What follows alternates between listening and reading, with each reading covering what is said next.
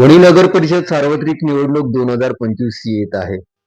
येत्या 2 डिसेंबरला त्याचं मतदान होत आहे. शिवसेना शिंदे गटातील तरुण तरडफदार नेतृत्व असलेले कुणालबाबू चोडी आपल्या सोबत आहे. दिशा आणि धोरण असं आहे का दिशा ही विकासाची आहे आणि वणीचा एक सुंदर स्वप्न आम्ही बघत आहोत. त्याला परिपूर्ण करण्याचा ध्येय आम्ही घेऊन चालत आहोत. आता त्या स्थानिक लेवलवरच्या ज्या समस्या असतात, पाणी आणि शिक्षण, त्याच्यावर तुमचं काय अजेंडा आहे? पाणी व शिक्षणाची समस्या खूप दिवसापासून म्हणजे खूप वर्षापासून मी म्हणणार वणीला भोगावी लागत आहे. कोणाचीही सरकार आली तर लोक म्हणतात की आम्ही पाण्याची ही व्यवस्था करू, शिक्षणाची ही व्यवस्था करू, पण ते मुद्दे आजही जसे तसेच आहेत. पण त्यावर चांगले नियोजन आणण्यासाठी, पाण्याची लोकांना चांगला पुरवठा देण्यासाठी, शिक्षणाचा उत्तम स्तर देण्यासाठी आम्ही प्रतिबद्ध आहोत. आणि मला हे सांगण्यात खूप आनंद होईल की शिक्षणासाठी लागणारा खाता किंवा संशोधन खाता हेही आमचे एकनाथजी शिंदे यांकडे आहे, ते शिंदे गटाकडे आहे. तर त्यात त्यांनी सांगितलेलं होतं त्या दिवशी की ते निधीची काही कमी वणीला होऊ देणार नाही. तर त्यासाठी त्यामुळे आता वणीकर तुमच्याकडनं अशा अपेक्षा करू शकतात. ज्येष्ठ नागरिकांसाठी काय कार्य आणि दुसरं जे अतिक्रमण किंवा पुनर्वसनाचं तुमचं काय धोरण आहे त्याच्या संदर्भात?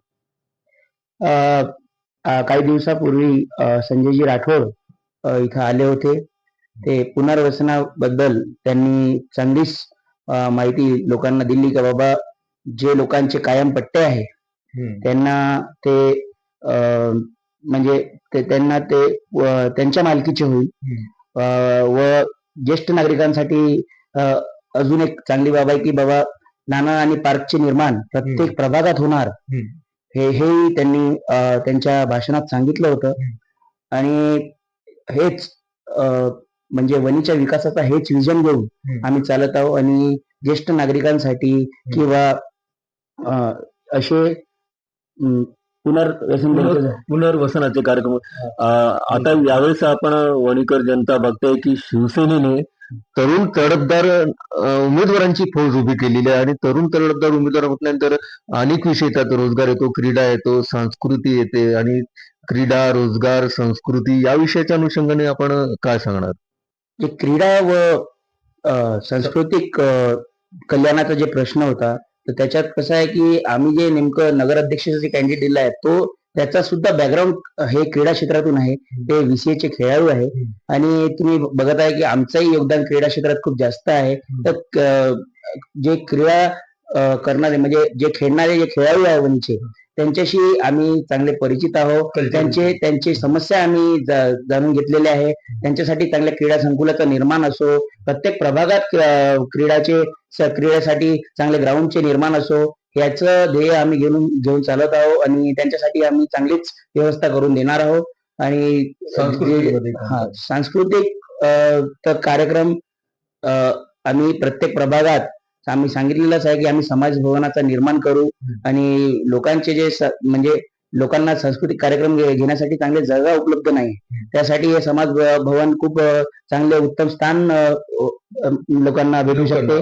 आणि त्यानंतर विविध सांस्कृतिक कार्यक्रमाचे आयोजन आमच्यातर्फे आमच्या म्हणजे नगरसेवकांना आम्ही सांगितलेलं आहे की जेव्हा आपली नगर परिषद वर आपण भगवा फिरवू त्याच्यानंतर येणाऱ्या 5 वर्षात प्रत्येक वर्षात कमीत कमी 2 ते 3 कार्यक्रम, सांस्कृतिक कार्यक्रम आम्ही प्रत्येक प्रभागात आम्ही राबवू. आणि त्या प्रभागाच्या सांस्कृतिक विकासाकडे सांस्कृतिक विकासाकडे आपण भर देणार असल्याचं कुणालबाबू सांगतायत. कुणालबाबू, सध्याचं युग जे आहे महिला सक्षमीकरणाचं आहे. आणि वणी हे इतकं सुंदर शहर आहे, आज अनेक कलागुणांनी संपन्न आहे, सांस्कृतिक, राजकीय, ऐतिहासिक गुणांनी. तर त्याचं प्रत्यक्ष सौंदर्यीकरण आणि महिला सक्षमीकरण आणि त्यांचं बळकटीकरणावर तुमचं काय भूमिका आहे?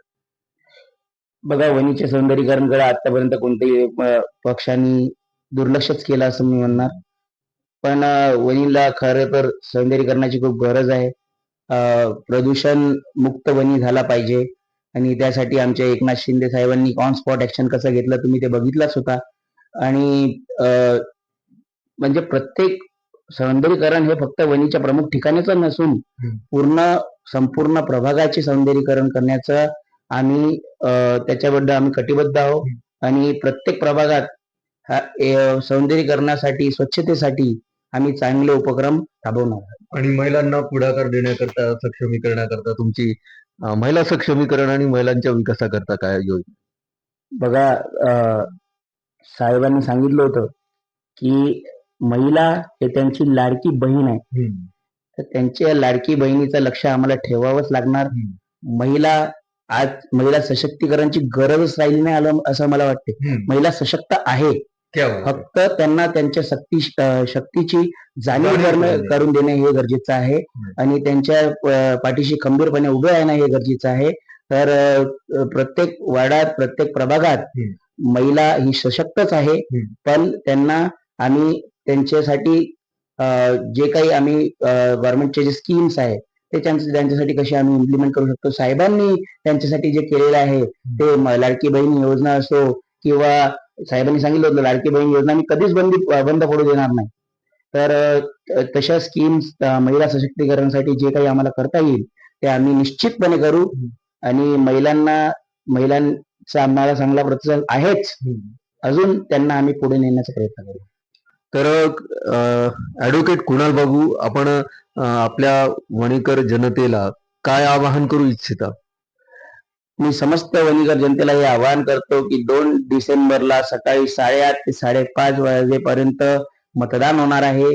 तर आमचे सर्व 29 उमेदवार व आमचे नगराध्यक्षाचे जे कॅन्डिडेट आहे पायलताई तोळसाम, त्यांनी सगळ्यांना तुम्ही प्रचंड बहुमताने विजय करा आणि आपले मतरूपी आशीर्वाद त्यांना द्या.